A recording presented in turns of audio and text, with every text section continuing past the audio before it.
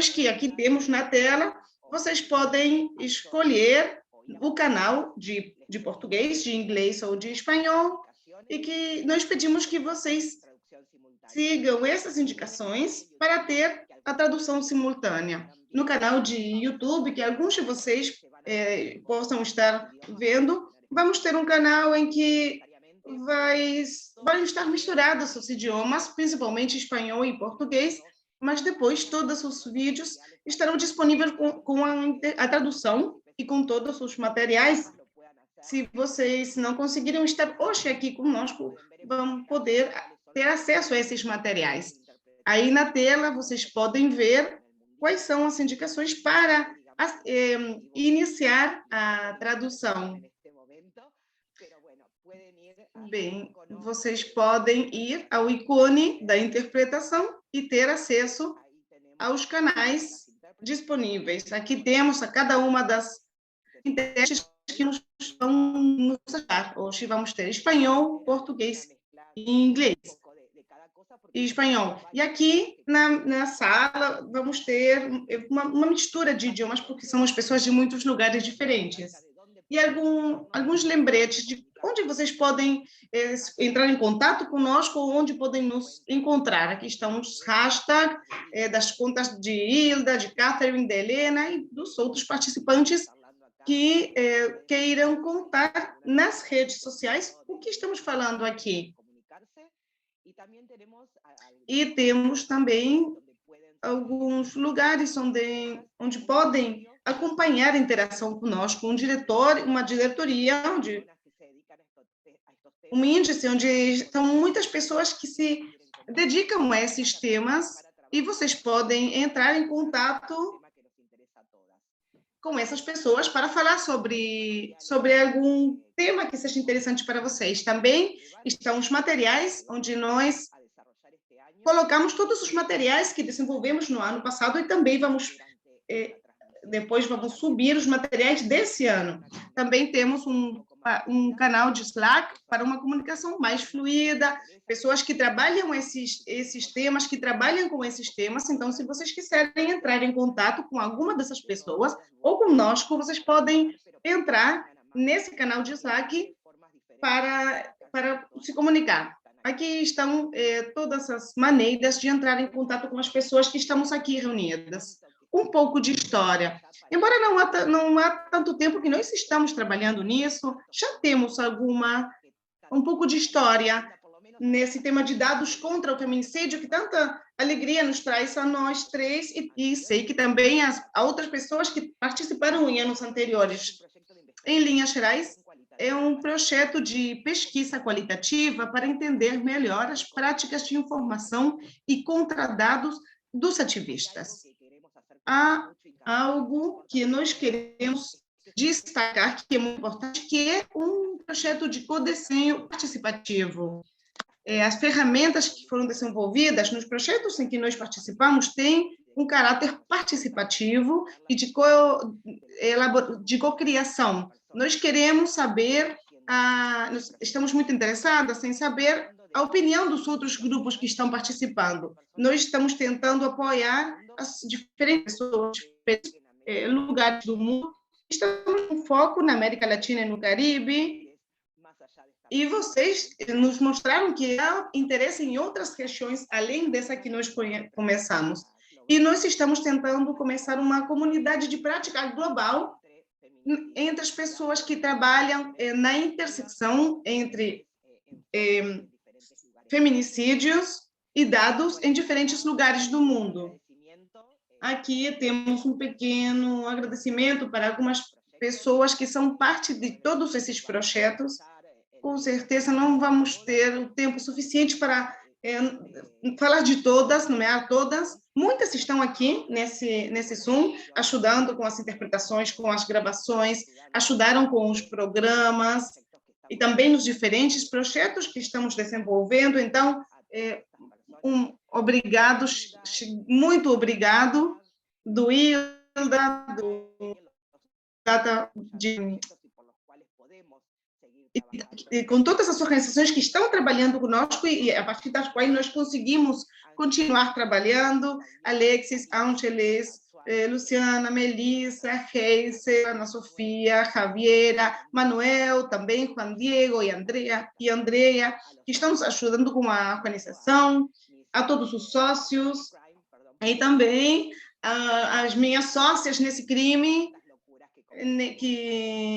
que são as minhas amigas nessas loucuras que nós começamos há alguns anos. Antes de dar a palavra para Catherine, eu gostaria de fazer um anúncio, um aviso. Nós vamos repetir no final do aviso, mas é importante levar em conta, e estamos felizes de contar que é sobre o desenvolvimento de um curso de dados contra o feminicídio, que estará em linha a partir de março de 2022. Nós estamos desenvolvendo o curso agora e vai estar focado na teoria e outro foco na prática do trabalho. Vai ter 2 módulos, será online, e nós queremos que todas as pessoas que estão interessadas nesse tema, que venham para participar do curso, porque com certeza vão se enriquecer muito com esse curso. Pelo momento, o curso será em espanhol. A ideia é, no futuro, também poder fazer em outros idiomas, mas essa primeira edição será apenas em espanhol. Vão ser 9 semanas, de 7 de março até 9 de maio. Haverá um custo, vai ter um custo, que se vocês se registram, nós vamos explicar um pouco, mas tem diferentes níveis. Aquelas pessoas que podem pagar e têm recursos para pagar esse projeto, podem pagar o preço completo, mas também nós queremos que aquelas pessoas que, por diferentes motivos, não têm os recursos e estão muito interessados, nos escrevem, nos dizem que estão muito interessados, vamos poder também conversar com todos, e a ideia é de que todas as pessoas que queiram participar possam participar, além, deixando de lado os custos. Aqui está o link para a inscrição ao curso, Dados contra Feminicídio /curso. Se vocês esquecem desse link, vocês perdem, vocês podem nos escrever diretamente a Dados contra Feminicídio, e nós podemos responder perguntas, dúvidas ou outras questões, mas nós vamos dar outras informações daqui a março, que quando vai começar o curso, mas nós considerávamos essa oportunidade como única para contar sobre esse curso tão interessante. E, bem, agora eu vou dar a palavra para a Catherine, que vai nos guiar sobre o que nós vamos trabalhar hoje. Vamos ter slides nos 3 idiomas, e eu vou voltar para trás, por se alguém está entrando nesse momento. Sim, é bom que você faça isso de novo, porque tem pessoas que entraram agora. Sim, muito bem, Silvana, é bom. Vou repetir. Dependendo do idioma de cada um de vocês fale, vocês podem clicar no ícone de interpretação e escolher os idiomas espanhol, inglês e português. Nesse canal principal, nessa sala onde estamos agora, haverá uma mistura de idiomas, porque essa comunidade tem uma mistura de pessoas. Então, algumas pessoas falarão em espanhol, outras falarão em inglês, também pessoas que trabalharam no projeto, que falam inglês. Então, esse canal geral vai ter uma mistura de idiomas. Se vocês preferirem ouvir apenas um idioma, vocês devem escolher o canal de interpretação do idioma que vocês prefiram ouvir. E que as intérpretes vão nos ajudar a entender o que vai acontecer hoje. A última lembrete, os hashtags, se vocês querem compartilhar o que nós vamos trabalhar hoje aqui, a diretoria, a web ou o canal de Slack, se vocês quiserem trabalhar, entrar em contato conosco. Bem, não quero continuar com a introdução, porque eu quero ir para o conteúdo. E eu vou dar agora palavra a Catherine, que vai falar do que vamos trabalhar hoje. Obrigada, Silvana, e sejam bem-vindos a todos os participantes. Bem, rapidamente, uma questão logística, que eu vou dizer em inglês e em espanhol. Se você faz parte do equipe, por favor, entre na sala do quarto que você esteja gravando, não na nuvem, por favor. Então, novamente, se você faz parte da equipe, você, por favor, grave no computador e não na nuvem. Assim, tudo vai funcionar muito bem, perfeitamente. A questão da gravação, obrigada. Agora, eu peço a Ángeles. Ángeles, você pode passar todas as slides, por favor. Nós temos essas slides trilingües. Eu vou apresentar em espanhol, mas vocês podem ver essas apresentações em outros idiomas. To the chat and find the slide. As apresentações estão no bate-papo, você pode ir aí e vão apresentar. Vocês podem encontrar todas essas apresentações no bate-papo. Eu estou muito feliz de estar aqui com todos vocês. Nós chamamos esse evento de Tecnologia em Ação, porque um dos objetivos de hoje é mostrar umas ferramentas que nós há mais de um ano estamos trabalhando, quase 2 anos que nós estamos trabalhando, e as ferramentas que hoje estamos lançando é o resultado de um trabalho colaborativo, e muitas das colaboradoras estão aqui, e vocês vão ouvir diretamente delas como foi o processo de desenvolver essas ferramentas e testá-las conosco. Vamos começar com uma pergunta de pesquisa, de desenho. Eu faço parte de um laboratório de feminismo e dados, somos um laboratório aplicado, ou seja, nós construímos e desenhamos ferramentas e portanto, vamos começar com uma pergunta de pesquisa de desenho, que é de que maneira as ferramentas interativas e a aprendizagem de máquina e a inteligência artificial podem apoiar e sustentar o trabalho da sociedade civil para coletar dados sobre feminicídios.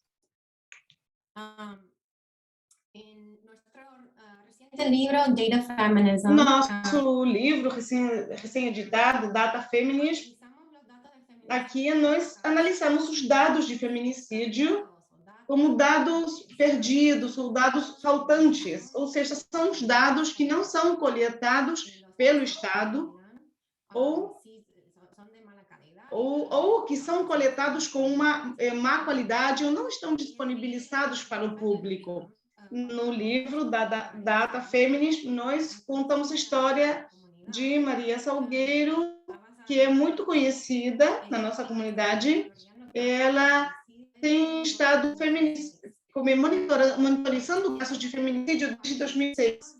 E esse monitoramento ativista do feminicídio representa uma maneira de desafiar esses dados extraviados contradados.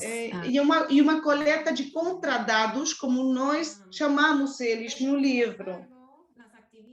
Porém, os ativistas enfrentam muitos desafios na coleta de dados sobre feminicídio. Então, isso nos leva a nos fazer a pergunta de pesquisa de como nós podemos construir ferramentas que possam sustentar esse trabalho tão importante. Então, para começar o projeto, nós queríamos entender como e por que os grupos feministas coletam dados, reúnem dados sobre feminicídio. Nós começamos com todos os grupos que nós encontramos e agora temos mais de 150 projetos na lista, em muitos países. Por enquanto, a maioria estão na América Latina, onde os movimentos feministas têm trabalhado muito para colocar o feminicídio na agenda pública, mas também as forças de outros lugares do mundo.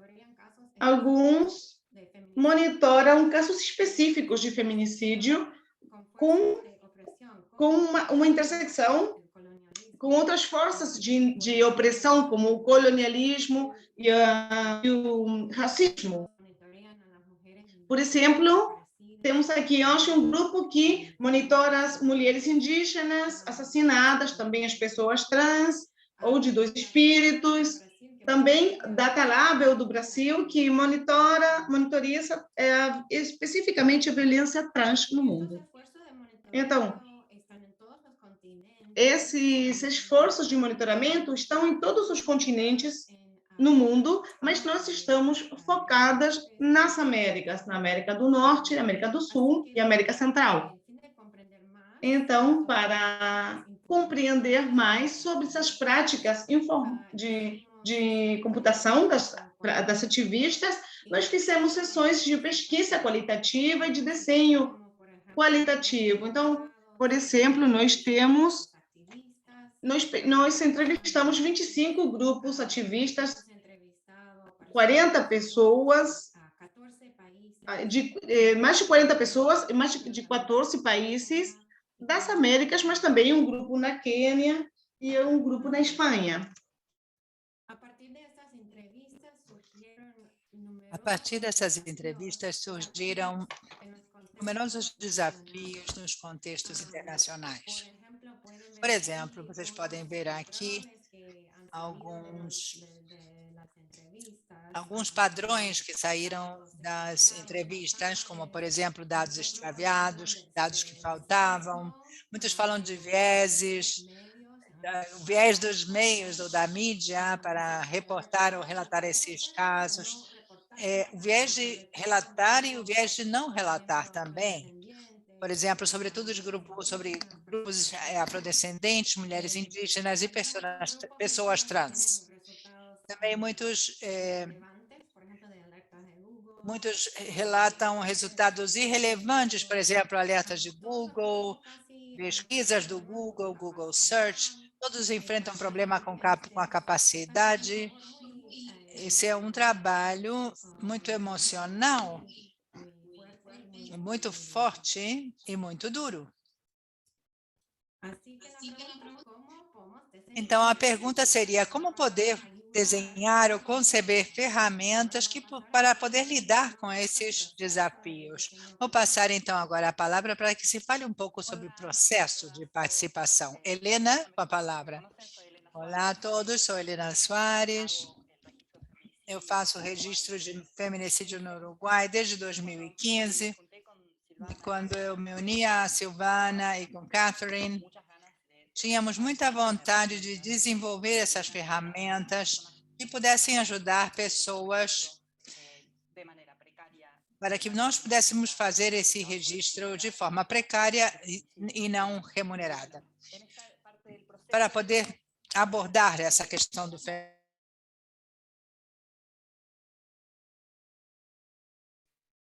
temos ideias sobre todas as coisas que podíamos pensar, e nos convidaram de Women Count USA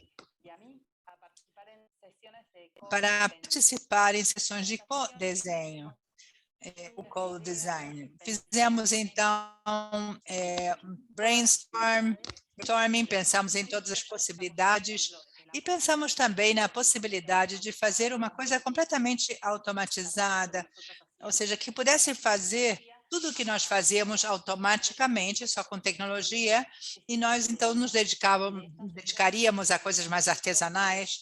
E todas essas ideias, dessas ideias saíram 2 ideias-chave que começaram a ser desenvolvidas pela equipe. Essas ideias Colección de têm a datos. ver com a coleta de dados e o filtro da quantidade de artigos de imprensa que nós, ativistas, temos que ler para poder categorizá-los como feminicídio ou não. Por outro lado, também estava a ideia de facilitar a coleta de dados. Não vou dizer mais porque a Catherine vai complementar, mas essas seriam as 2 ideias-chave: filtrar as ideias, a quantidade de artigos que deveríamos ler e como poderíamos identificar rapidamente as informações que obtínhamos. Depois de desenvolver a versão beta dessas ferramentas, ampliamos o piloto para 4 grupos, que também estão aqui. Que también vamos a hablar después en el panel de la E também experiencia. falaremos sobre isso no painel sobre experiências. E trabalhamos 2 vezes em vários pontos. Por exemplo, para treinar um algoritmo, que aprendemos a fazer isso, a treinar um algoritmo para que entendesse aquilo que nós queríamos que fosse feito, através de diferentes interações, sessões de feedback. Acho que uma das partes mais bonitas desse processo de desenvolvimento de ferramentas que fossem úteis para todos nos nossos diferentes processos, também foi conhecer e poder gerar esses vínculos entre nós através de um processo de mais conhecimento mútuo. E, logicamente, também a possibilidade de continuar colaborando em outras dimensões do trabalho que cada uma faz em diferentes lugares do país. Bom, deixo aqui e volto para a Catherine. Passa a palavra a Catherine. Obrigada. Vamos apresentar a vocês, então, as 2 ferramentas que elaboramos e depois do painel de ativistas teremos um workshop onde vocês poderão aprender a fazer contas com essas ferramentas, vão aprender a trabalhar com essas ferramentas se tiverem o interesse. Uma ferramenta que saiu do processo de code design foi o que chamamos o destacador de dados.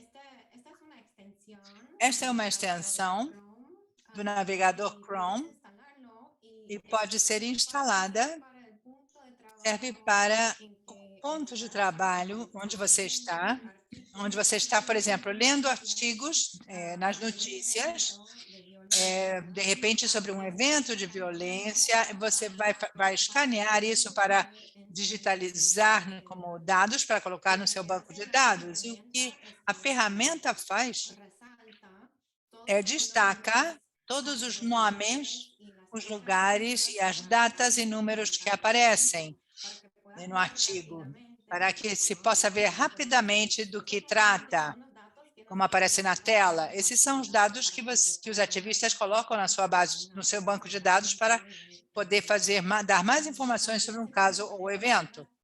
Também pode-se colocar palavras mais personalizadas. Depois temos o piloto com 7 grupos. Acrescentamos e melhoramos muitas coisas, por exemplo, que o destacador ou highlighter, deixamos isso ligado em segundo plano. No início tínhamos que ativá-lo em cada página, então fizemos melhorias em espanhol. No início não funcionou muito bem com o espanhol, depois começou a funcionar muito melhor. Acrescentamos, também identificamos e destacamos idades e números, e temos uma função que foi pedida pelas ativistas, que se vocês estão monitorando e acham que esse caso é relevante para outro grupo, você pode compartilhar esse artigo com outro grupo.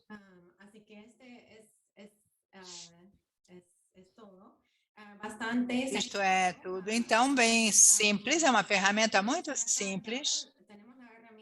E o que é importante dizer é que a ferramenta já está em inglês, espanhol e português. Estamos emocionadas com isso. Hoje lançamos a versão em português, é bem novinha.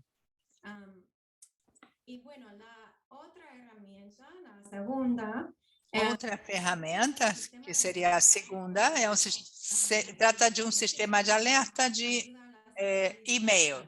Esse sistema ajuda as ativistas a detectar novos casos de feminicídio ou de violência de gênero, ou seja, outro tipo de violência, e também para acompanhar casos anteriores, casos que já estão em curso.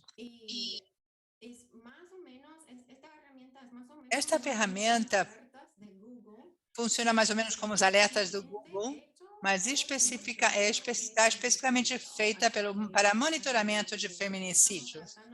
Então, estamos tentando fazer com que se torne mais relevante e dê às ativistas resultados mais relevantes do que o Google Alerts. Para começar, os ativistas configuram projetos de contra dados numa geografia em particular. Aqui temos, por exemplo, as mulheres de negro na cidade de Rosário, está sendo monitorado na Argentina. De forma similar aos Google Alerts, podem configurar os termos da pesquisa, escolher a geografia, podem escolher a frequência com a qual querem receber alertas por e-mail. Ou seja, a cada dia ou a cada semana que surgem casos, vocês podem receber alertas sobre esses casos no seu e-mail. As diferenças entre os alertas de e-mails de Google são, bom, em primeiro lugar, o Google não revela suas fontes de informação e omite fontes de notícias locais e regionais, e também dos blogs. Em comparação, a nossa ferramenta é muito transparente sobre as fontes. Vocês podem acrescentar fontes de informações se vocês tiverem conhecimento dessas fontes.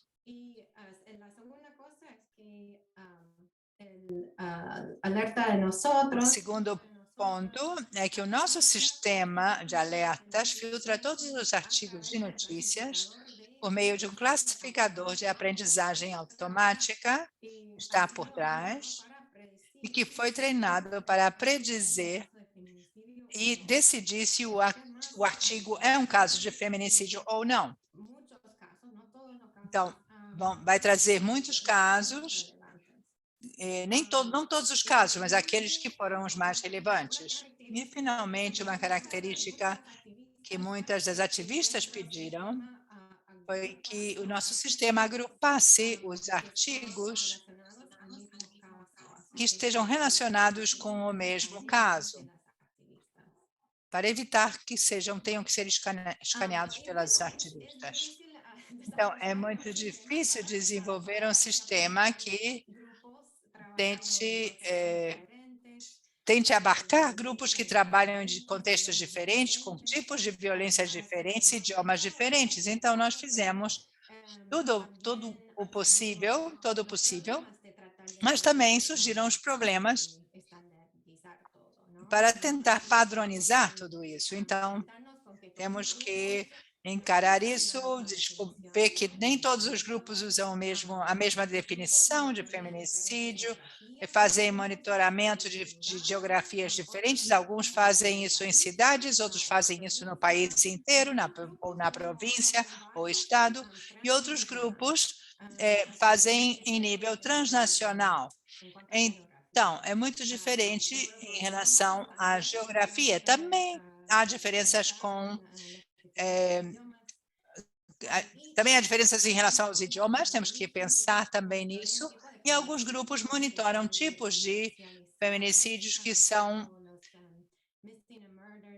por exemplo, mystery murder em pessoas, em mulheres indígenas, assassinatos de mulheres negras ou por violência policial, ou população LGBTQ.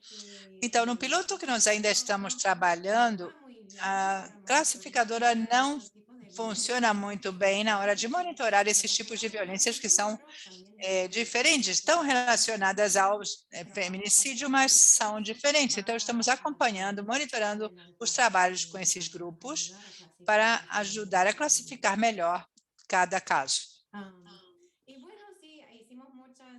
Fizemos muitas melhorias no piloto. Agora podem procurar artigos passados no dashboard ou no alerta de e-mails. E também para enfrentar este problema de relevância, temos uma parte em que o usuário pode treinar o sistema para detectar quais são os artigos relevantes para a violência que está sendo monitorada. Isso vai ajudar a inteligência artificial, que não é tão inteligente assim, não é tão inteligente como a humana, precisa ser treinada para poder dar realmente mais informações relevantes. Como eu disse, estamos fazendo trabalho com esse Mother and Digit, Indigenous. Bom, foi a descrição das ferramentas. Espero que todos venham ao workshop, que vai vir depois, mais adiante, como parte desse evento, que vocês possam, então, fazer contas com essas ferramentas e ver como está tudo configurado para que já possa ser usado. Bom, agora eu passo a quem? A palavra a Helena ou Silvana? Não, a Ángeles. Catherine, obrigada, Catherine, pela apresentação. Você pode habilitar a Patrícia Antuña como intérprete, por favor, como co-host? Vamos passar a palavra a Ángeles agora. Olá a todos, eu sou Ángeles, sou parte da equipe que já mencionaram. Vamos começar com algumas apresentações. Vocês podem ouvir-nos bem? Vamos começar, então, com Marina de Oliveira, African American Policy Forum. Marina, você pode compartilhar a sua apresentação? Vou começar a contar-nos sobre o seu trabalho. Sim, obrigada. Vocês podem me ouvir bem?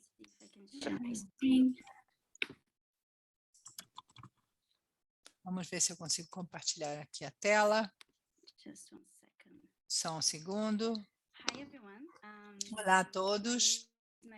Eu sou Marina Reis, sou do Brasil, mas eu moro em Los Angeles. É muito cedo aqui ainda. Bom dia a todos. Então, em primeiro lugar, eu gostaria de agradecer ao pessoal do Data de Feminicídios por me convidar aqui. E estamos trabalhando no piloto desde o início do ano. É muito bom ver a comunidade, encontrar todos vocês. Então, eu sou Marina de Oliveira, como eu disse, eu trabalho no Fórum de Afro-Americanas e especificamente com Say Her Name, a campanha Say Her Name, e vou compartilhar isso com vocês hoje. Uma breve apresentação da campanha. Essa campanha foi lançada em dezembro de 2014 para defender as mulheres negras que sofriam violência pela polícia. Inclui os nomes das mulheres que foram vitimizadas por violência policial racista. A realidade é que as mulheres negras sofrem pela polícia, por violência policial, da mesma forma que outras pessoas, mas a diferença é que as mulheres negras não têm capacidade de ter a mesma atenção que as outras mulheres quando sofrem esse tipo de brutalidade.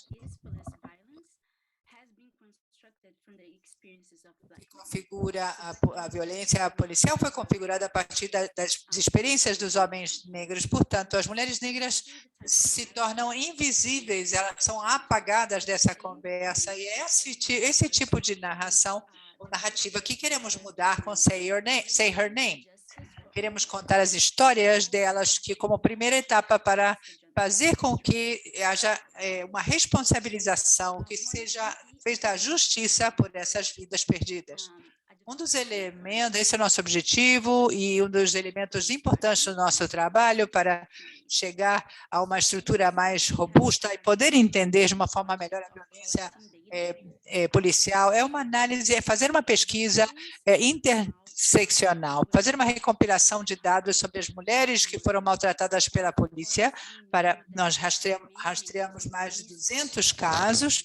Sabemos que há muitos nomes envolvidos e muitas histórias que não podemos ainda localizar, justamente porque é tão difícil chegar a esses dados, ou ter acesso a esses dados. Estamos falando sobre violência que é exercida mais pelo Estado. Então, pela própria natureza do projeto, torna-se um projeto difícil nos meios. Não se fala dos assassinatos das mulheres cometidos pela polícia, não temos acesso a documentos oficiais. Mas tivemos que desenvolver estratégias para resolver esses problemas e talvez na próxima sessão eu possa falar um pouco mais sobre isso, quando eu venha falar sobre as ferramentas desenvolvidas por dados sobre feminicídio. Nós aguardamos essa análise interseccional para poder resolver esses problemas com as mulheres negras e que haja consciência de que realmente estão sofrendo essa violência e são assassinadas por essas forças. Nós usamos ferramentas, os protestos e as redes sociais para contar as histórias dessas mulheres, também de forma gráfica no Instagram e outras redes. Falamos sobre a vida das mulheres, temos um mapa que está bem completo, sobre todos os estados, incluindo imagens, incluindo nomes. Também temos o relatório de Say Her Name, um dos primeiros, foi o primeiro lançado em 2015, com muitas histórias, e vamos publicar um livro também, chamado da mesma forma, Say Her Name. Esperamos que possa ser publicado em 2022 e que chegue a aprofundar mais essas histórias. Também temos a arte, que é uma das nossas ferramentas para justamente criar consciência pública. Temos uma obra, uma canção chamada Say Her Name. Este ano, em colaboração com Janelle Manet, nós publicamos essa canção, essa música, para apoiar esta campanha. Aqui nós temos histórias que nós coletamos através das pesquisas que fizemos interseccionais, porque depois que entendemos o que acontece, o que tornou essas mulheres vulneráveis, e nessa situação específica, passamos a estar mais equipadas, mais bem equipadas para poder abordar essas questões e poder realmente fazer algo diferente. Fazer uma diferença. Ao longo da nossa pesquisa, podemos ver que as mulheres negras são assassinadas mais ou menos da mesma forma que os homens negros, mas também de formas muito específicas relacionadas ao gênero. Por exemplo, especialmente no espaço público, nas suas próprias casas, quando a polícia vai fazer alguma espécie de revista, inspeção, quando atende a uma chamada, há uma resposta desproporcional e realmente a possibilidade que elas podem sofrer violências nesses encontros é muito grande. Como vocês podem ver, então, as nossas reclamações, as nossas recomendações específicas, se vamos entender essas dinâmicas e realmente com atenção, vamos estar numa melhor posição para defender e apresentar políticas específicas que possam tornar os espaços privados e públicos mais seguros para as mulheres negras e para todas as outras pessoas. Muito obrigada. Muito obrigada, Marina, por compartilhar o seu trabalho conosco. Agora vamos ouvir a Helena, de Feminicídio Uruguai. Aqui estou. Vou compartilhar a minha tela. Um segundo apenas.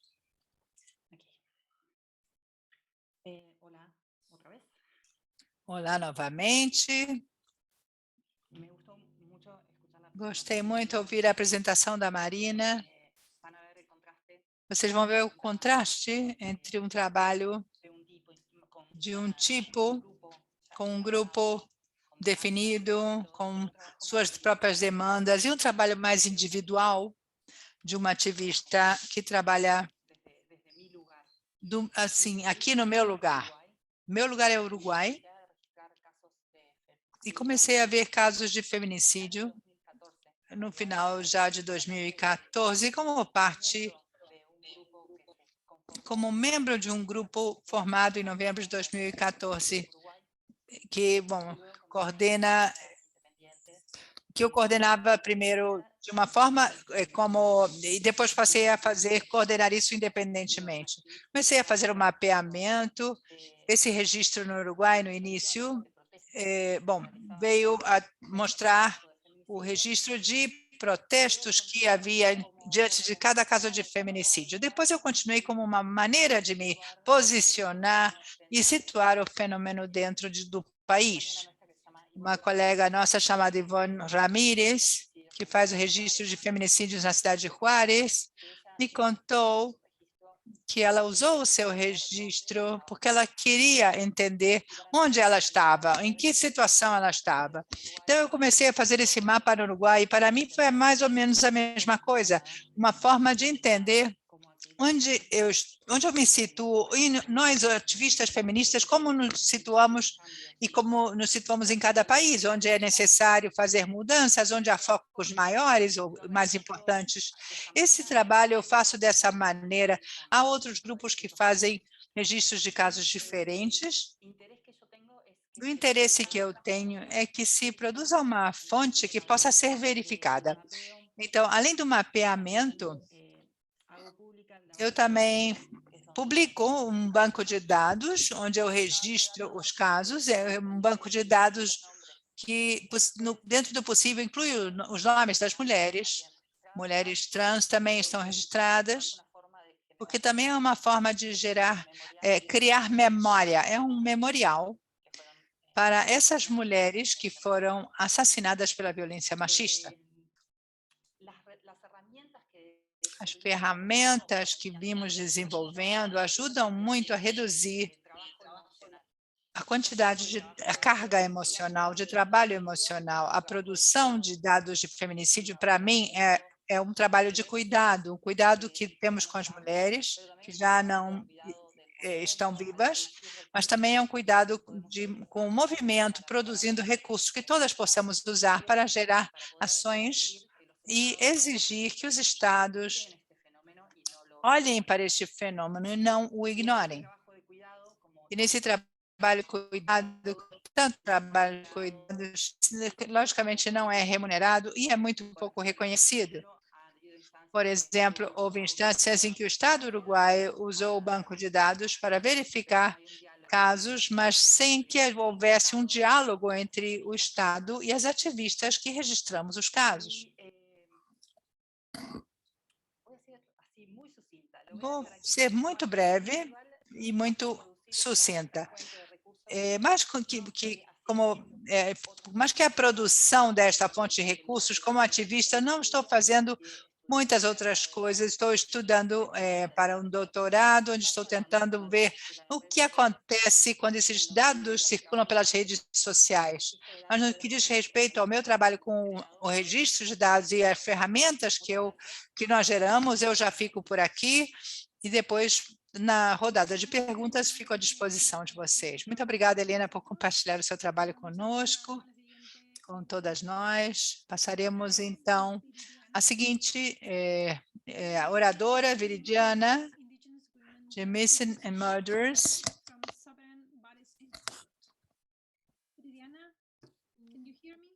Você pode me ouvir, Viridiana? Viridiana, you can start. Okay. Você pode começar.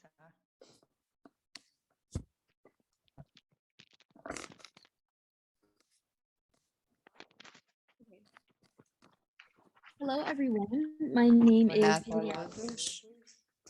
I serve as the research coordinator for Sovereign Bodies Institute, also known as SBI. SBI is Sou do Instituto SBI. É um centro de pesquisa sem fins de lucro, baseado no gênero e na violência sexual de gênero contra as pessoas de origem indígena.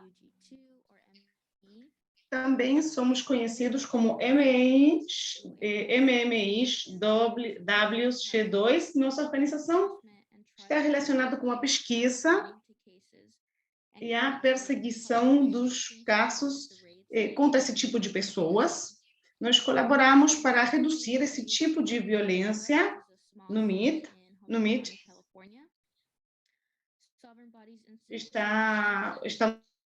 Tem base na Califórnia, tem um foco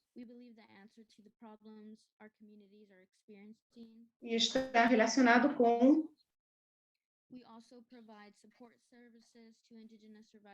nós damos suporte, o serviço dá suporte, temos terapia, nós oferecemos ajuda. Cases across North and South America. Our database includes information on the victim, the violence they experienced, and the perpetrator, along with how law enforcement and the justice system respond. Para ver quem fez esse ato e se a violência está relacionada com algum outro evento, por exemplo, tráfico.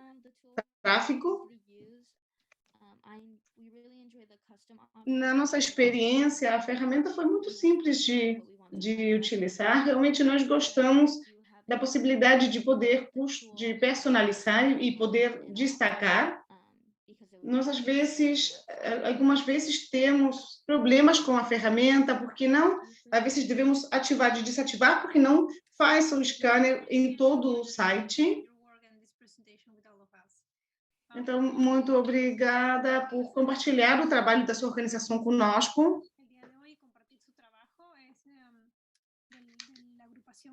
A agrupação Mulheres, eu sou da agrupação Mulheres de Negro. Nós temos Roberta Pérez e Flor. Se alguma, por favor, pode desativar o seu microfone para poder ouvir vocês. Bom dia para todas. Realmente estou muito feliz de poder participar dessa experiência. Eu sou Marta Pérez, sou coordenadora do coletivo Mulheres de Preto, um coletivo antimilitarista, pacifista e feminista, que chegou aqui na Argentina em 2011. Nós começamos a nossa atividade em 2012. No começo, nós não fazíamos levantamento de dados, mas nós vimos que a nossa atividade era o acompanhamento a mulheres em situações de violência e também a familiares que eram vítimas de feminicídios. E em um determinado momento nós pensamos, devemos interpelar a justiça e a sociedade. Então nós começamos a fazer as famosas paradas, que nós ficávamos em pé uma vez por mês numa esquina com cartazes com todos os nomes das mulheres vítimas de violência. E todos os anos, no dia 25 de novembro, nós fazemos isso nas províncias com os nomes de todas as vítimas que aconteceram nesse ano, que são aproximadamente 200. E quando nós começamos, existia um único observatório, que era da Casa del Encuentro, que dava os números, que dava apenas os números, mas nós precisávamos os nomes para fazer essas atividades. Então, nós decidimos ter esse levantamento nós. Então, aí começaram a surgir os problemas. Cidades, o relacionamento que tinha a mulher com o feminicida, os filhos, se eram maiores de idade ou menores de idade, porque aqui também existe uma lei sobre esse mundo, se era um travesticídio, um crime de ódio, qual tinha sido a arma utilizada. E começaram a surgir outros dados que nós precisávamos, outras questões que precisávamos para os nossos dados. Nós, logicamente, olhávamos os jornais, e realmente a carga emocional era muito forte. Aqui na Argentina, apenas a Argentina tem 44 jornais online, e imaginem, levando isso para as 23 províncias da Argentina, e nós tínhamos que revisar todos esses jornais para chegar a 1 ou 2 casos de feminicídio. Então, essa ferramenta para nós foi maravilhosa, porque nós utilizamos menos tempo, também temos menos carga emocional, e nos permite fazer um acompanhamento do caso, nos diz quando começa o juízo, qual é a condena que teve o feminicida, e então, para nós, tem sido muito útil e uma boa experiência. Para nós foi muito bom. Eu não quero roubar mais tempo, assim, todas podem falar. Muito obrigada, Marta, por compartilhar conosco a sua experiência dentro desse piloto e o uso dessas ferramentas. E agora vamos começar com a apresentação de Maria Vitória, que eles têm o projeto Registro Nacional de Municípios. Então, Maria Vitória, por favor, você pode compartilhar a sua tela? Penso que Betiana passou o link. É uma apresentação bem curta. Nós somos Mumalá, que somos Mulheres da Mátria Latino-Americana, somos uma organização política e social, que nós iniciamos com esse nome em 2009, antes tínhamos outra denominação. O nosso observatório nasce em 2015, a partir da ideia de visibilizar os dados do que estava acontecendo na Argentina, onde nós temos casos muito emblemáticos. Aqui na Argentina foi feito em 2015 o primeiro Nenhuma Menos, que foi um acontecimento tão significativo para todo o movimento feminista de dissidência. O nosso observatório, estamos em quase todas as províncias, assim, o que a Marta contava, que a procura dos dados nós fazemos na mídia digital, e nos jornais digitais, e também é muito importante a participação no território. É um trabalho que nós fazemos de maneira coletiva, é de todos os dias, é constante. Nem um dia nós deixamos de fazer esse trabalho, porque os dados são muito vinculantes e são muito importantes na hora de poder incluí-los e mostrá-los. Então, a ferramenta tem nos ajudado muito para fazer uma síntese também de alguns meios que eram difíceis de conseguir pelo fato de que o nosso país é uma federação. Dentro de Mumalá, além desse observatório, a nossa ideia principal, isto é, a principal função que nós damos ao observatório é poder apresentar esses dados nas políticas públicas que estão faltando. Então, é a nossa maneira de nos parar perante os diferentes estados e reclamar sobre esses fatos de violência e exigir que sejam realizados, sejam atendidos em políticas públicas para evitar feminicídios e transfemicídios na Argentina. Também nesse registro que a ferramenta ajuda, no qual a ferramenta ajuda muito, temos estatísticas de feminicídio, mas também dos suicídios femicidas, dos ataques de ódio, da quantidade de crianças e adolescentes que ficam órfãos, as mortes por abortos clandestinos.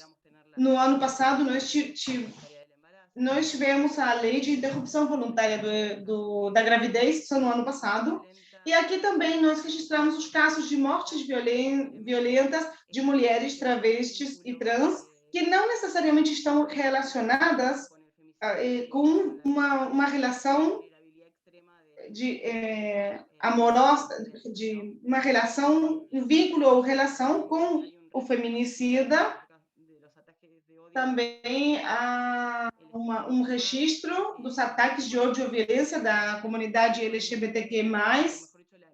Nós também, a nossa proposta também é mostrar, visibilizar e sensibilizar a sociedade sobre tudo isso que está nos acontecendo, para que a América Latina e o mundo seja capaz de erradicar a violência de gênero. Então, muito obrigada por esse espaço e também pela ferramenta que é tão importante e fundamental para conseguir levantar os dados nesse contexto. Obrigada, Vitória, por compartilhar a sua apresentação e também a sua experiência no piloto que nós estivemos fazendo nesses meses. Vamos passar agora para seguir. A próxima participante é from the Women Count USA. Eu acho que você está com o seu telefone desligado. Obrigada, Dom. Eu estou tentando achar aqui como compartilhar a tela.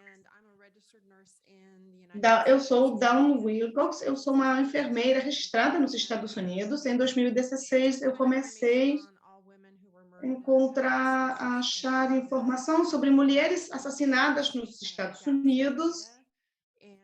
E eu achei que existiam muitas falhas e erros na informação, e eu comecei esse trabalho de maneira independente no início. Existia muita informação que devia ser processada. E eu também conto com a participação de voluntários que estão relacionados com casos para a inclusão. A sua ajuda é muito importante, é uma quantidade de trabalho muito importante, e esses alertas de feminicídio ajudaram a facilitar esse trabalho para coletar informação e encontrar os diferentes casos e ter acesso a outras informações relacionadas com incidentes de violência que fazem parte do meu trabalho. Eu vou colocar essa apresentação no bate-papo e eu vou mostrar, basicamente, que esse trabalho me permitiu achar informação que, às vezes, o governo dos Estados Unidos não oferece facilmente, não dá essa informação. E na minha base de dados, eu tenho múltiplos casos, tenho informação de muitos casos que podem ser utilizados por outros grupos que também estão interessados nesse tipo de trabalho, todos com fontes abertas, qualquer um pode ter acesso à informação que eu coletei, e isso será parte de um projeto que vai até 2015.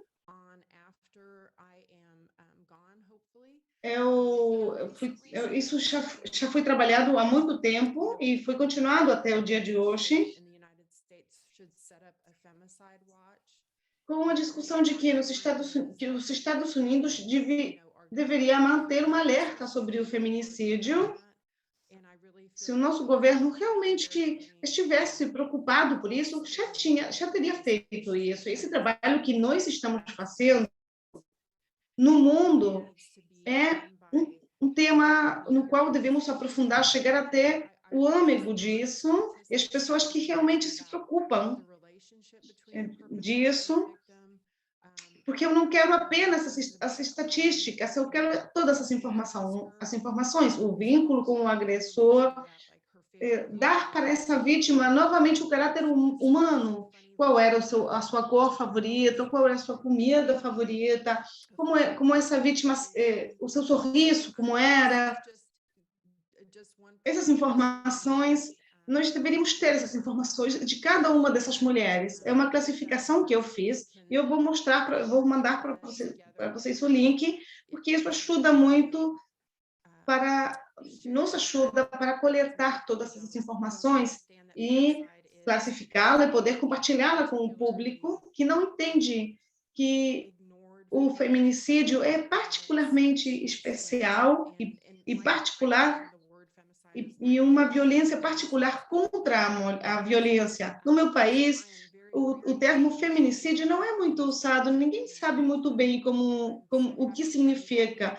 Portanto, eu sou muito grata por ter sido incluída nesse projeto, de compartilhar com vocês, com as minhas irmãs, nesse tema tão importante, tão difícil, e que muitas vezes está escondido, está oculto. Obrigada a todas. Muito obrigada por mostrar o seu trabalho. Agora, vamos com a nossa última participação, que é da Organization Black Feminicide USA. Rosa, você consegue me ouvir? Sim, eu posso ouvir você muito bem. Você pode começar a compartilhar o seu trabalho conosco. Olá, muito obrigada. Eu sinto honrada de ser parte desse painel. Como Dawn já disse, isso é muito necessário, mas também pode ser muito difícil. O meu trabalho com o feminicídio está focado principalmente na comunidade negra dos Estados Unidos.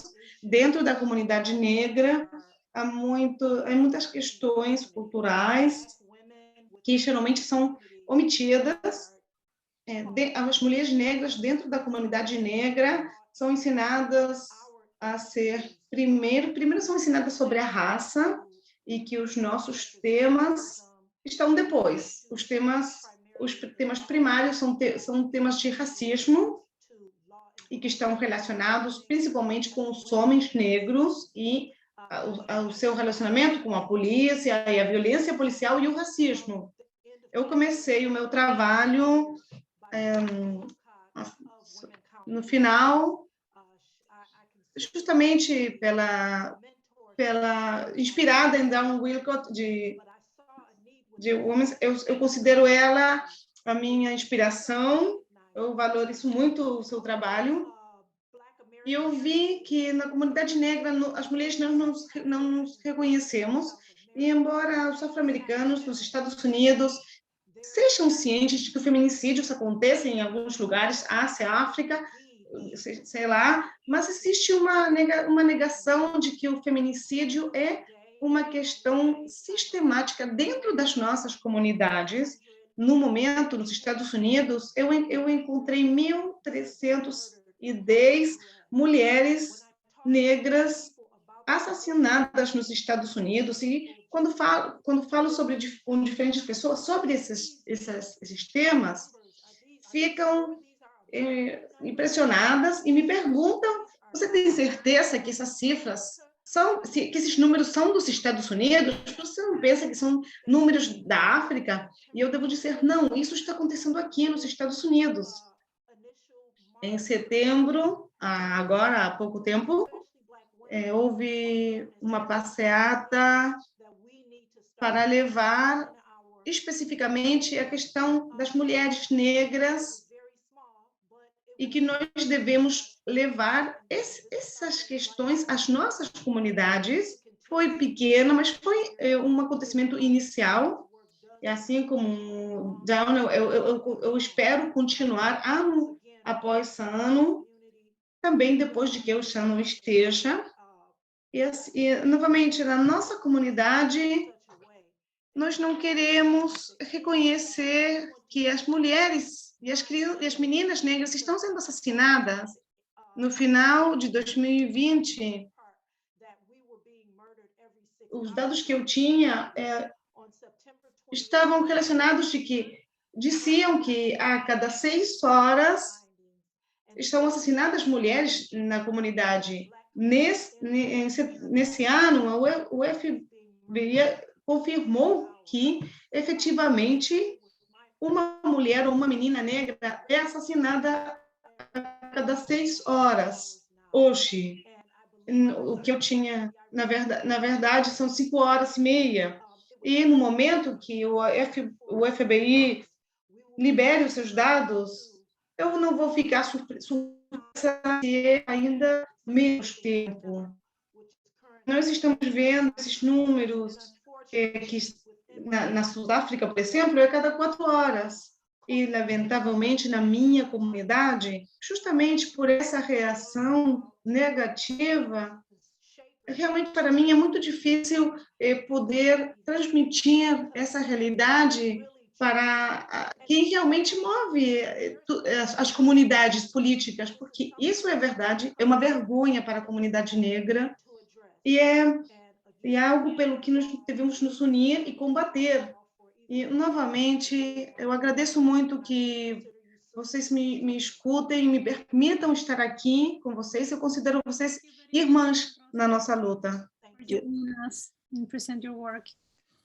Obrigada por apresentar o seu trabalho. Bom, terminamos as apresentações de todos os nossos convidados. Muito obrigada.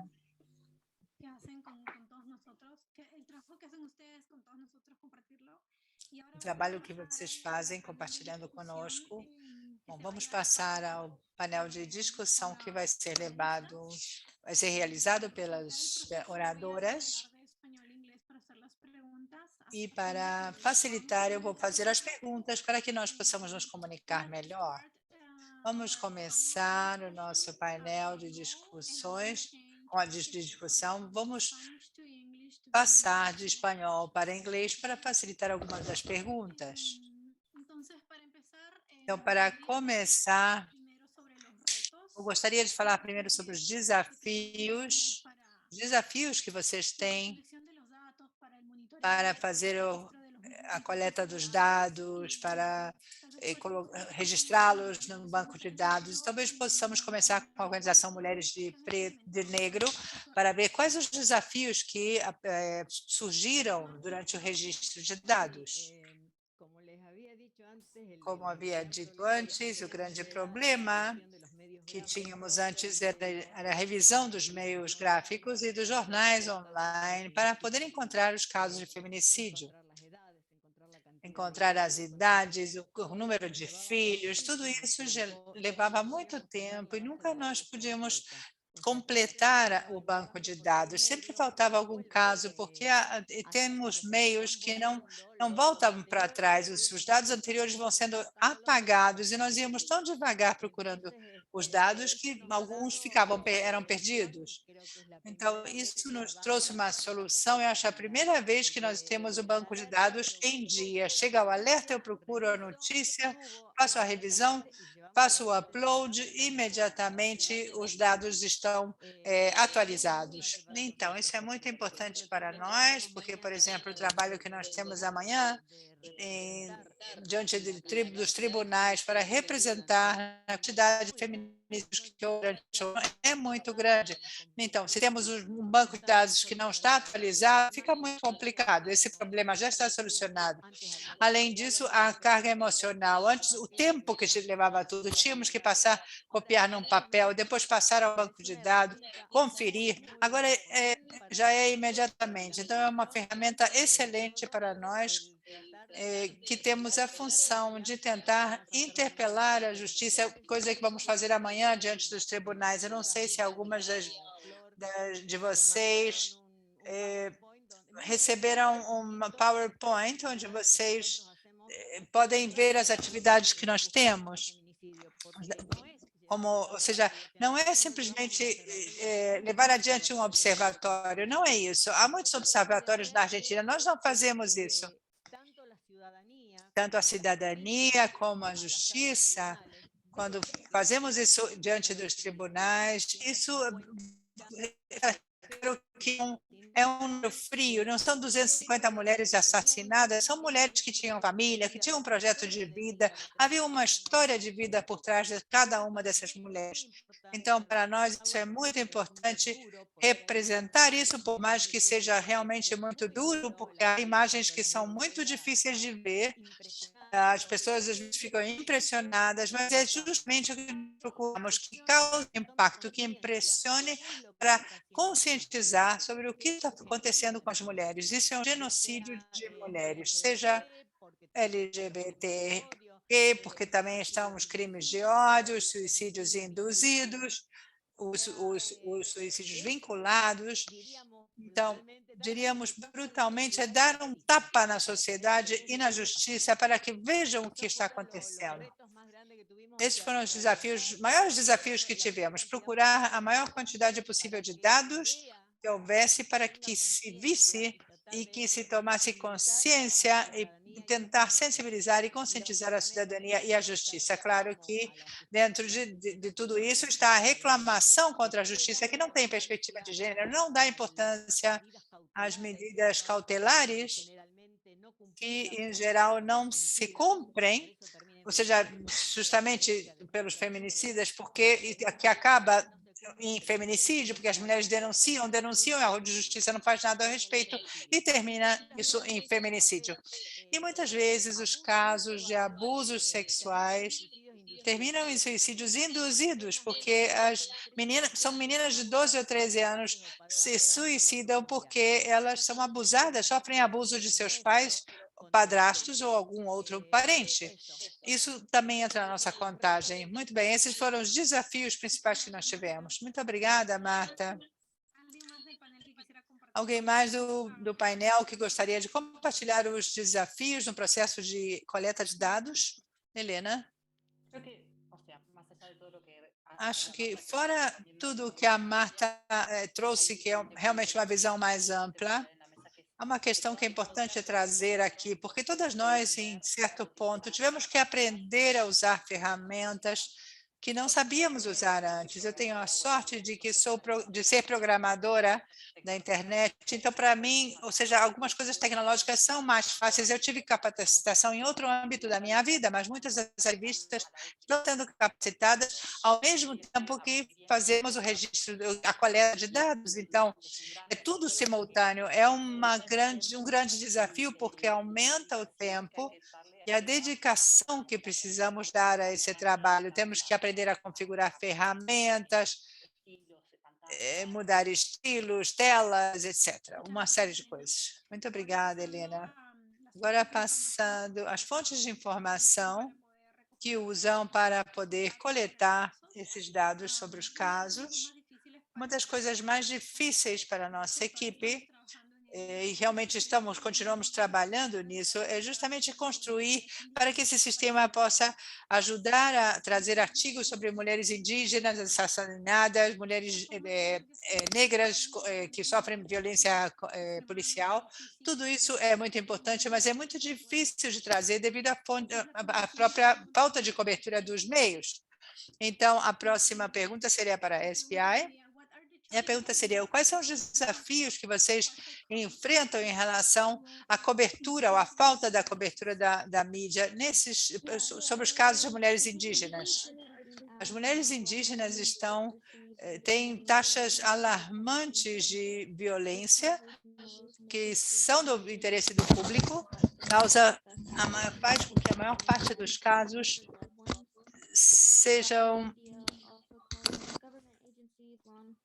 a maior parte dos casos não são divulgados. A falta de cobertura nos meios faz com que esses casos não recebam a atenção necessária, isso principalmente nos Estados Unidos, perpetuam também, digamos que a conotação negativa sobre a população originária.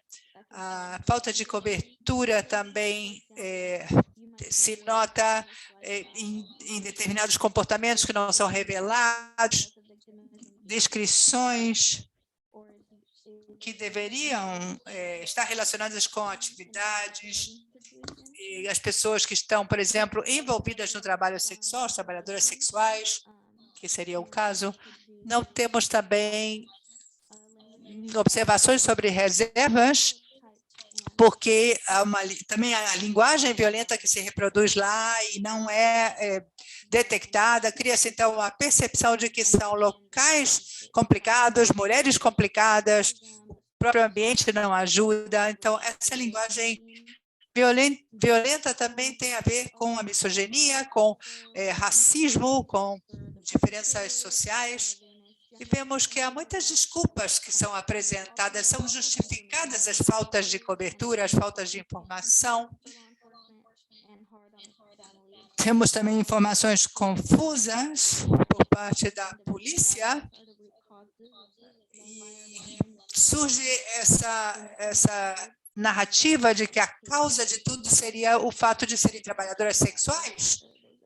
E não, há muitas questões que se interseccionam e não se trata só disso. Muito obrigada.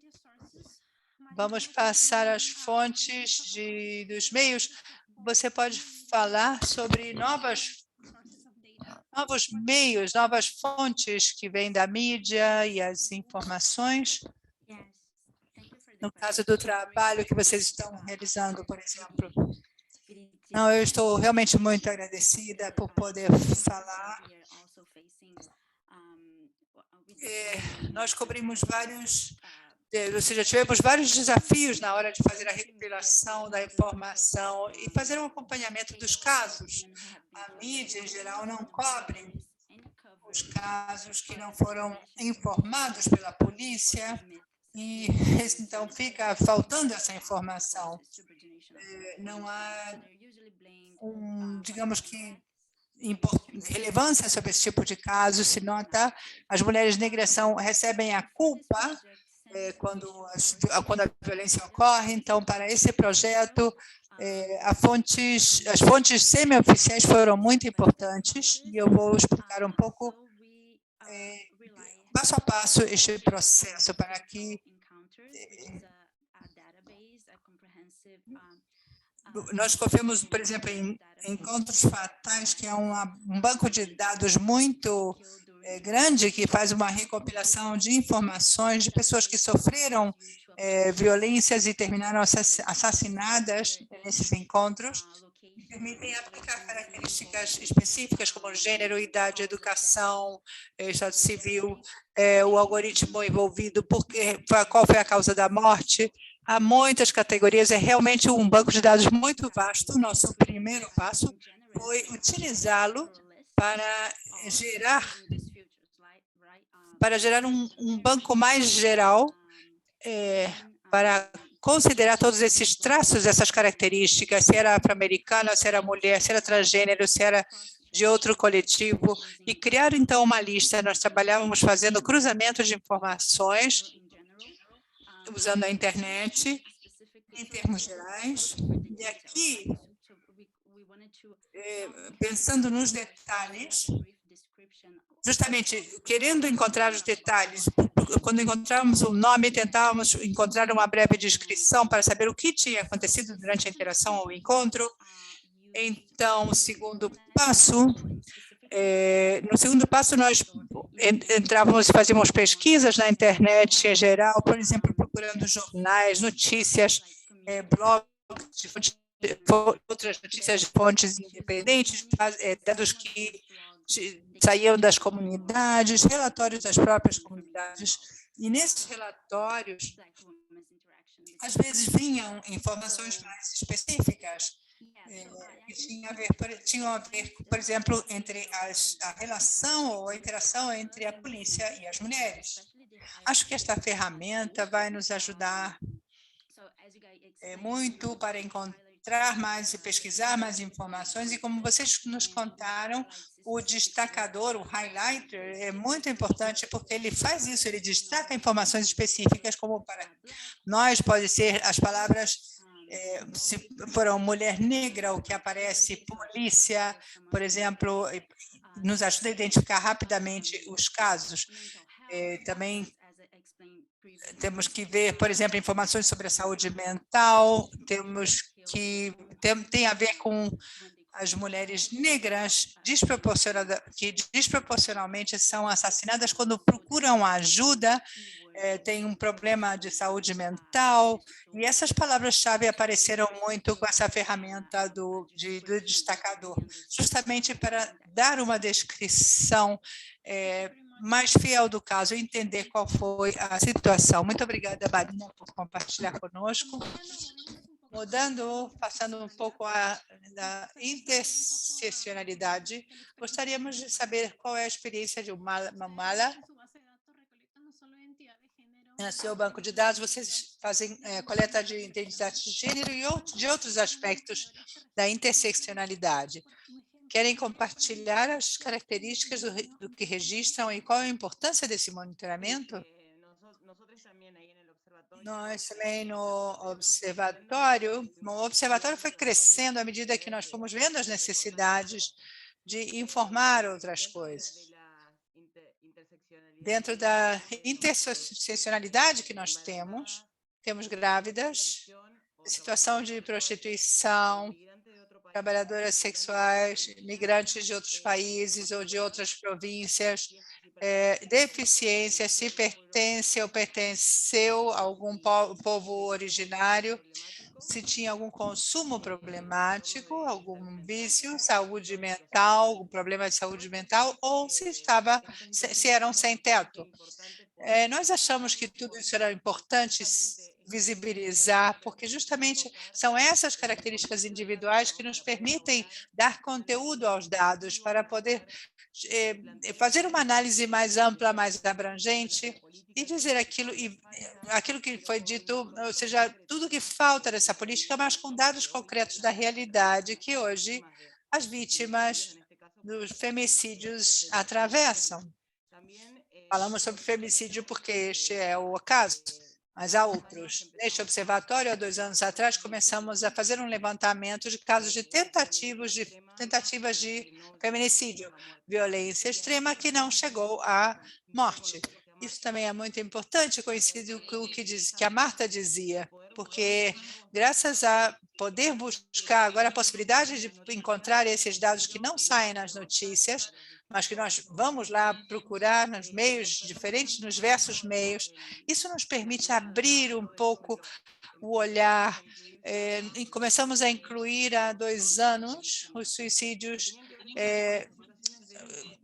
por causa, seja, feminicidas, que estavam catalogados, como suicídios ou pactos suicidas, onde, na verdade, estavam relacionados a feminicídios. E nós, fazendo uma investigação mais profunda, a família vinha com outras histórias, os parentes das vítimas nos contavam outras coisas que nos ajudavam a interpretar o que realmente tinha acontecido nessa situação. Uma das coisas mais importantes que acontece no observatório é isso, fazer essa investigação, essa pesquisa profunda do dado.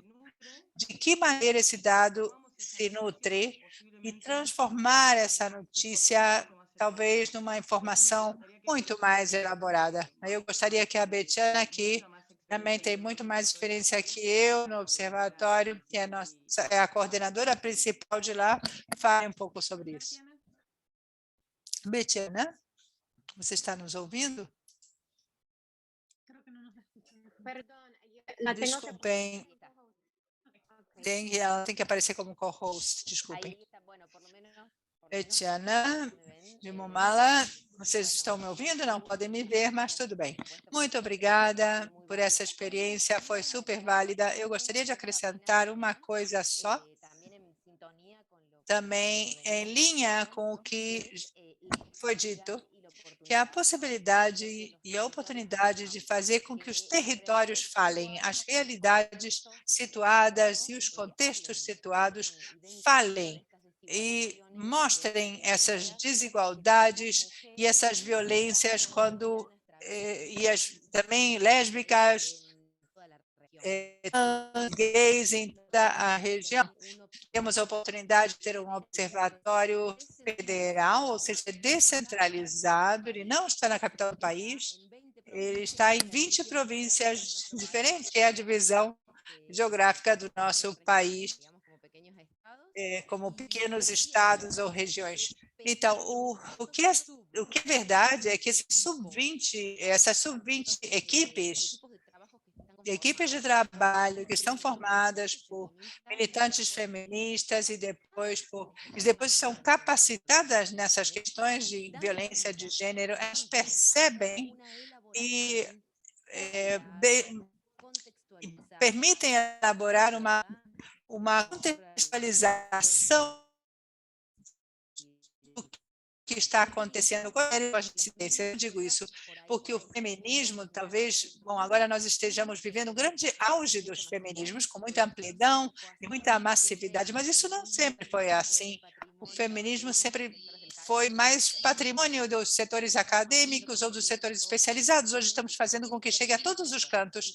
Isso tem a ver com esses esforços. Então, é importantíssima a elaboração de conhecimentos, de dados e estatísticas que nós chamamos populares. Populares, ou seja, a partir dos territórios, dos lugares remotos, das academias e centralizados nas práticas cotidianas. Muito obrigada. Obrigada, Betiana. Flor, você está com a mão levantada? Olá. Sim. Bem, Nádia também estava com a mão levantada, que nós queríamos falar um pouco de nós. Só algumas das coisas que já falou Vitória, nós compartilhamos algumas das interseccionalidades que ela tem também. Nós levantamos dados, além do que ela falou, também levamos dados de suicídios induzidos, onde muitas vezes há um limite muito fino entre um suicídio induzido e também uma vítima de feminicídio. Muitas vezes não há maneira de confirmar isso, de corroborar isso. Flor, ¿no te escuchas? Flor, vocês estão nos ouvindo? Creo que Flor perdió un poco de conexión. Eu penso que a Flor perdeu um pouco a conexão. Vamos a pasar a la siguiente pregunta. Então, vamos passar para a seguinte pergunta e Flor com certeza vai voltar. Una siguiente pregunta. Temos uma pergunta, uma seguinte. Obrigada por ter compartilhado a sua experiência nacional e agora gostaríamos de saber como o esforço individual, assim como em nível nacional. E essa pergunta vai um pouco para a Rosa e para a Adão, para que vocês, considerando o seu trabalho, é um trabalho individual ao nível nacional. Talvez você possa começar. Vocês querem... Você quer que eu comece, Rosa? Eu não consegui ouvir a pergunta. Não consegui ouvir. Você pode repetir a pergunta? Considerando que o seu trabalho é um esforço individual, quanto o trabalho emocional pode... essas ferramentas tecnológicas podem poupar para você? É uma excelente pergunta. Realmente ajuda muito, reduz muito as buscas que eu devo fazer, porque, como você disse, realmente é um trabalho individual, como você já falou, é individualizado. A partir de que eu comecei a utilizar esse programa, estou colocando palavras-chave quando começamos. Agora, na verdade, tinha alguns detalhes, mas agora está deixando mais rápido o processo, que está fazendo o que nós realmente queríamos que fizesse. Então,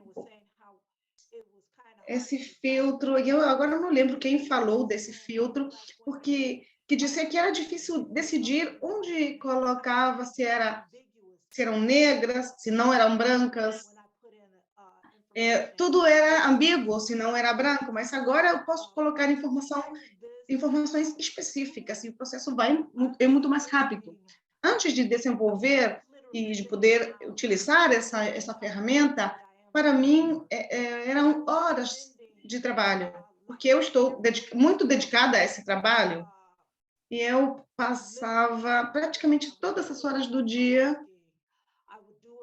Eu fazia isso enquanto trabalhava, quando eu chegava em casa. Se eu estava em casa, de fato, eu podia passar 12, 14 horas do dia fazendo isso. Agora, eu simplesmente, eu diria que caiu para metade. A quantidade de horas de trabalho se reduziu à metade. As minhas filhas estão muito felizes, eu estou descansando muito.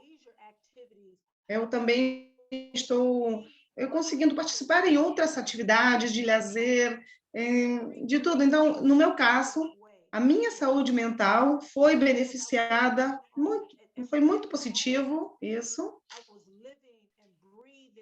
Antes eu trabalhava praticamente o dia inteiro, eu vivia de noite lembrando os nomes das vítimas, pensando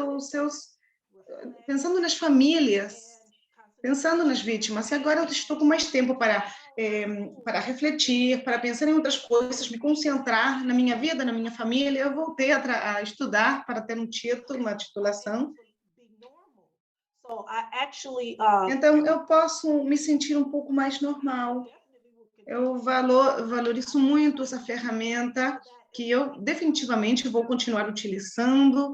Eu estou tentando adequar ela para que sirva ainda mais. Agora, queremos perguntar a Adão uma pergunta sobre o futuro. Quais são as ferramentas que com esse desenvolvimento tecnológico você pode ver no seu futuro com relação à informação sobre feminicídio?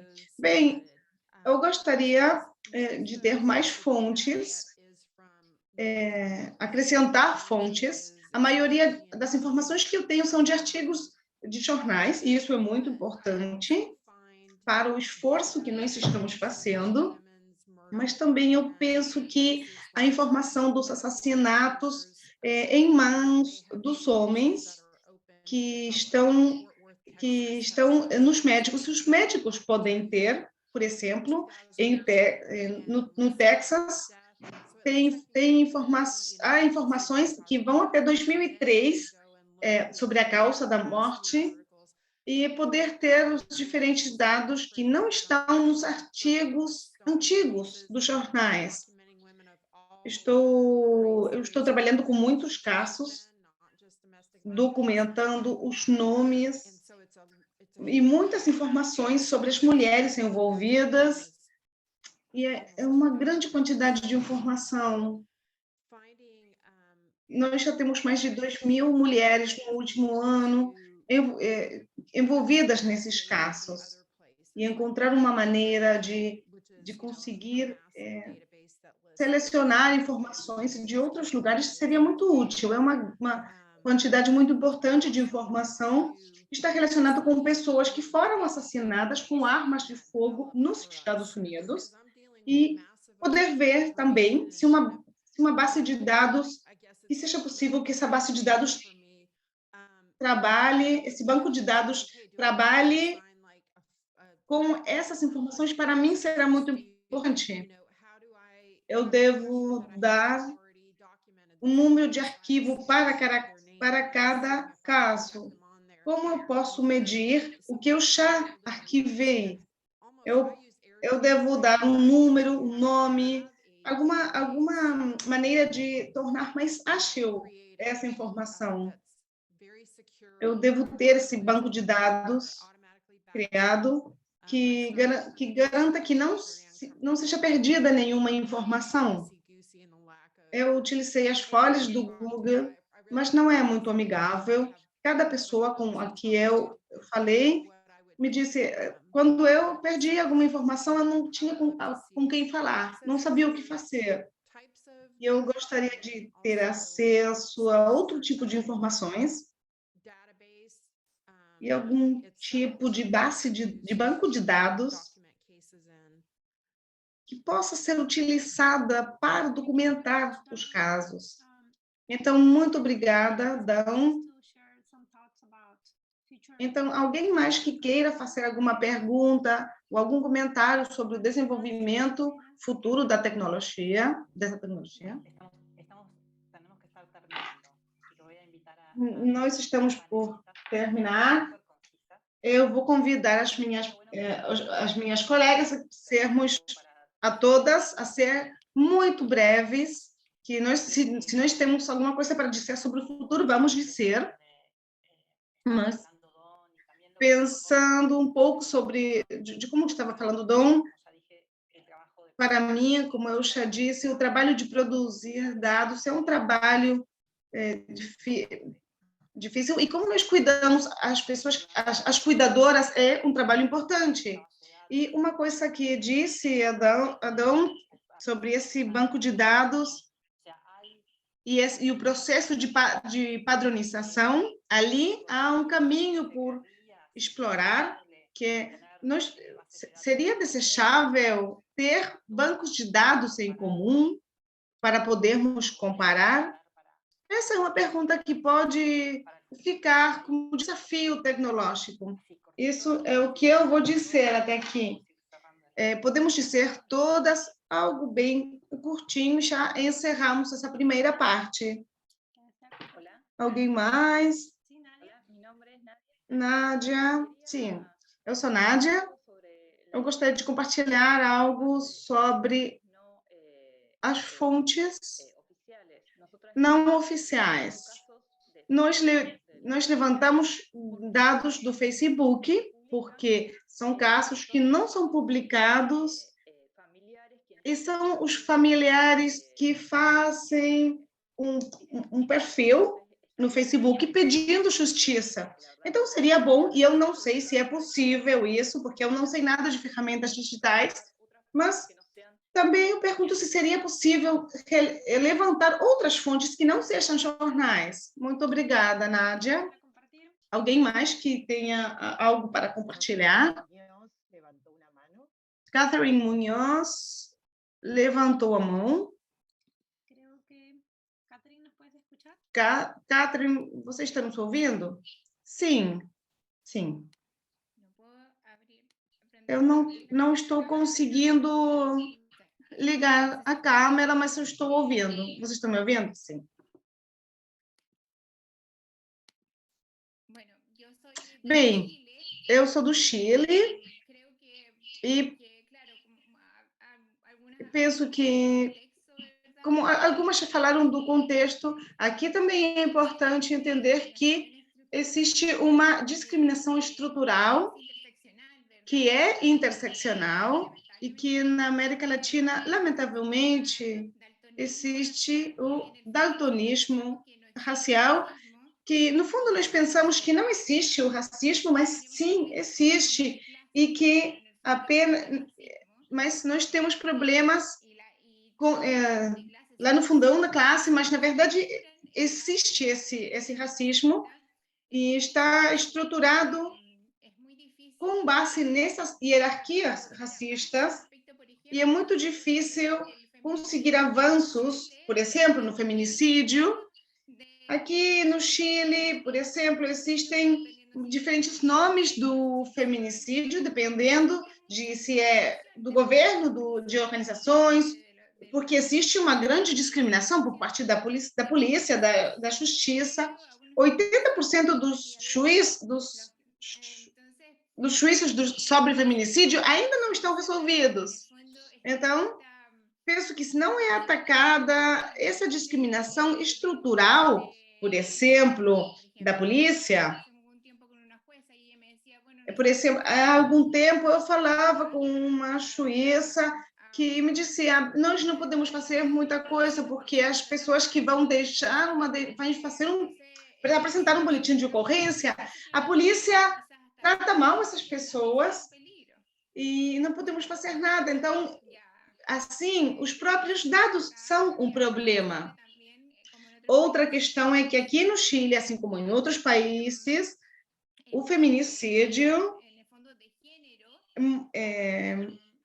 que o femicídio, muitas vezes, no fundo, é por causa de gênero e também envolve as mulheres trans e as meninas que não estão incluídas na lista de feminicídios oficial do Chile. Então, às vezes, eu me pergunto, não sei, é difícil. Nós estamos em um período de eleições e existe a possibilidade de que exista um governo de ultradireita e ali a possibilidade de que os dados possam ser muito perigosos. Então, obrigada. Obrigada, Catherine. Nós temos tempo para mais uma pergunta. Marisa Miodowski está com a mão levantada. Essa é a última pergunta. Alguém poderia ligar o microfone? Marisa, vocês estão me ouvindo? Sim. Ali está. Em primeiro lugar, muito obrigada. Muito interessante tudo o que vocês apresentaram. A minha pergunta estava mais relacionada com o impacto desses dados que vocês disponibilizam a partir de diferentes plataformas, projetos, webs, e principalmente o impacto para aqueles que produzem estatísticas ou dados oficiais. Se consideram essas fontes relevantes de informação, se utilizam como uma maneira de comparar os dados que existem, como tem sido a sua interação com as fontes oficiais de dados? Eu vou responder. Os dados de feminicídio vivem em uma ecologia de dados, um conceito que é muito interessante. Em alguns trabalhos que eu estava estudando dados de feminicídio, no Uruguai, eu chamei dados discordantes. Em 2018, eu achei pelo menos 5 dados circulantes sobre esses dados, sumários de dados ativistas, dados oficiais e dados da imprensa. Dentro dos dados ativistas havia várias, dentro dos dados de jornais existiam outros, oficiais outros. Então, isso é o Uruguai, que tem 3,5 milhões de habitantes, era uma ecologia pequena. Portanto, esses dados eram poucos. Mas sempre existe uma interação entre os dados, a partir das fontes que sejam, que podem ser positiva ou pode ser, como já disse Catherine, pode ser um perigo, porque pode produzir falta de confiança nas fontes, pode produzir dúvidas, pode produzir concorrência entre os ativistas que estão tentando lançar diferentes plataformas dos seus dados. É uma questão importante. Como eu já disse na minha apresentação, em alguns casos, os estados estão utilizando esses números dos ativistas, porque dentro dos estados há muita desarticulação entre a justiça e a saúde e o Ministério do Interior, por exemplo. Mas penso que com essas ferramentas que estão apoiando o trabalho dos ativistas, uma parte desse trabalho de ativistas é uma parte de, eu penso em inglês, accountability, a prestação de contas, quando os estados não estão produzindo dados, nenhum dado, os nossos contradados vêm cobrir esses dados, mas quando os estados sim estão produzindo dados, os nossos contradados vêm interpelar os dados do estado. É uma maneira de manter o estado, que o estado preste contas. É isso. Nós devemos encerrar. Dou a moderação para você novamente. Muito obrigado a todos vocês pela participação nesse painel tão importante. Nós precisamos encerrar esse painel e passar para a seguinte etapa. Eu dou a palavra para a Silvana e muito obrigada para todas. Obrigada, Ángeles. Obrigada a todas as pessoas que compartilharam a sua experiência. Foi muito rico para todas as pessoas que estamos ouvindo e principalmente para as pessoas que estão no YouTube. Agora vamos nos despedir com alguns minutinhos, porque vamos ter alguns de descanso, de pausa. Vamos voltar na hora em ponto. Dependendo do horário que vocês estejam, vamos voltar em ponto. Para as pessoas que estão no YouTube, nós vamos nos despedir, porque vamos continuar com oficinas, workshop, então a transmissão vai se encerrar aqui, mas justamente para todas essas pessoas, eu queria fazer um lembrete para todas as pessoas que estão no YouTube, que basicamente é a questão do hashtag, onde vocês podem nos encontrar, os links e também o curso. Nós, como já estamos nos despedindo, eu queria mostrar por última vez os hashtags, onde vocês podem encontrar informações sobre esse curso, esse evento em particular, o diretório e o canal de Slack e o curso. Vocês podem nos escrever para o correio dadoscontrafeminicídio@gmail.com ou dadoscontrafeminicídio.net/curso, para vocês fazer consulta, se inscrever ou qualquer outra consulta sobre o curso que vai começar em fevereiro. Eu vou deixar aqui para que vocês possam ter esses 10 minutos, que vocês possam pegar um café, tomar uma água, esticar um pouco as pernas, porque daqui, quando voltemos, nós vamos, deixa eu te falar, nós vamos trabalhar entre todas. Aqui estou me despedindo de todas as pessoas que estão no YouTube, dando as graças. Agora,